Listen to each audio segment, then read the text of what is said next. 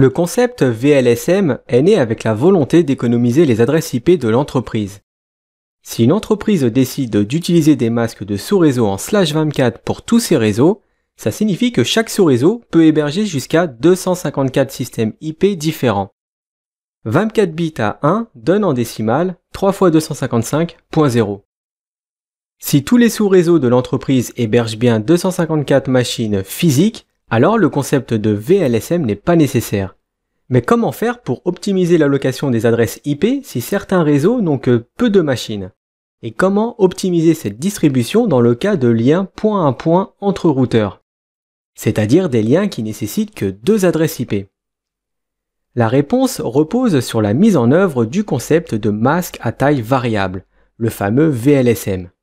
Il permet à une entreprise de diviser ses sous-réseaux en des tailles inégales pour être au plus proche de ses besoins.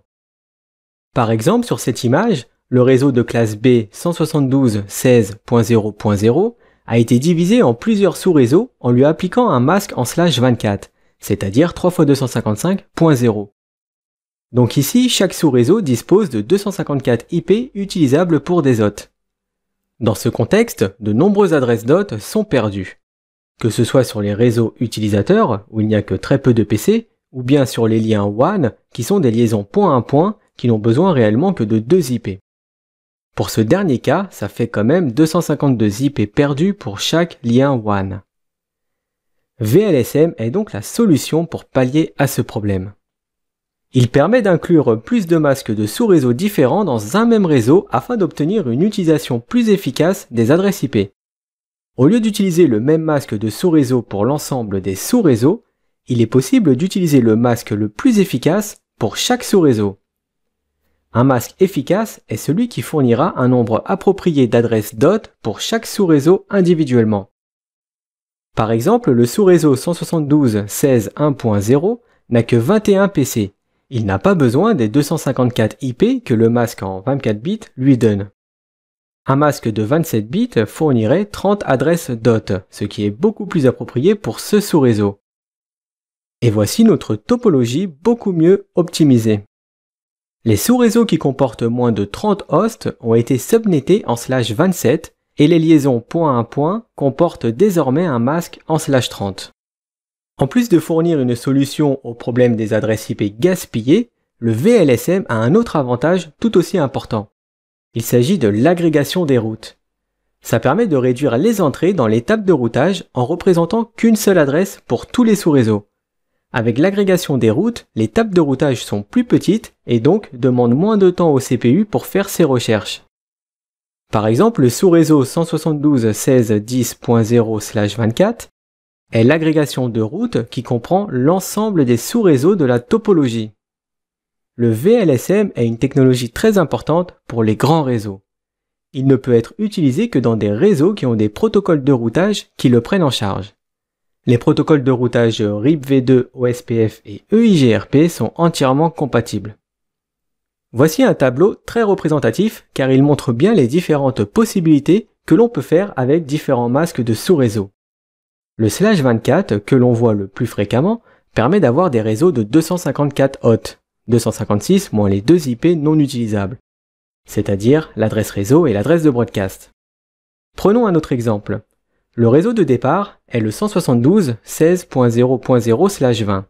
Il porte un masque en 20 bits, ce qui donne en décimale 2 × 255.240.0.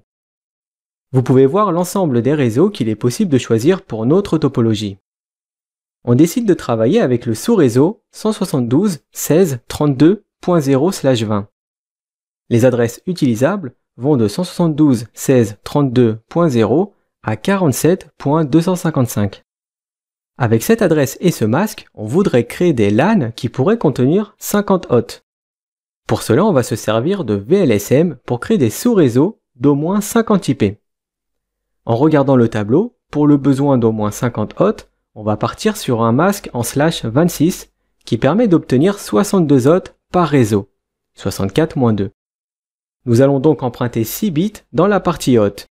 Et 6 puissance 2 nous donne 64 IP moins 2, ce qui fait 62 IP utilisables pour nos sous-réseaux de 50 hôtes.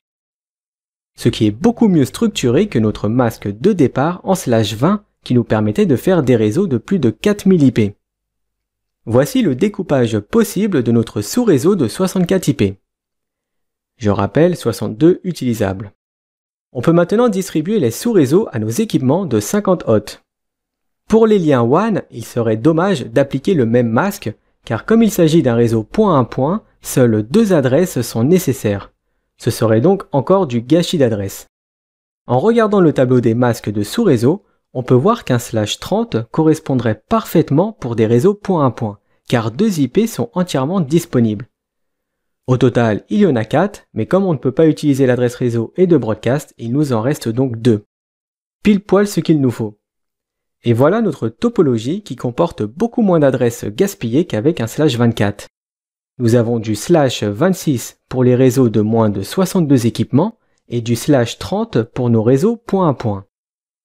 Quand on fait du VLSM, il faut toujours commencer par les sous-réseaux les plus grands pour le découpage, à l'identique de ce que nous venons de faire.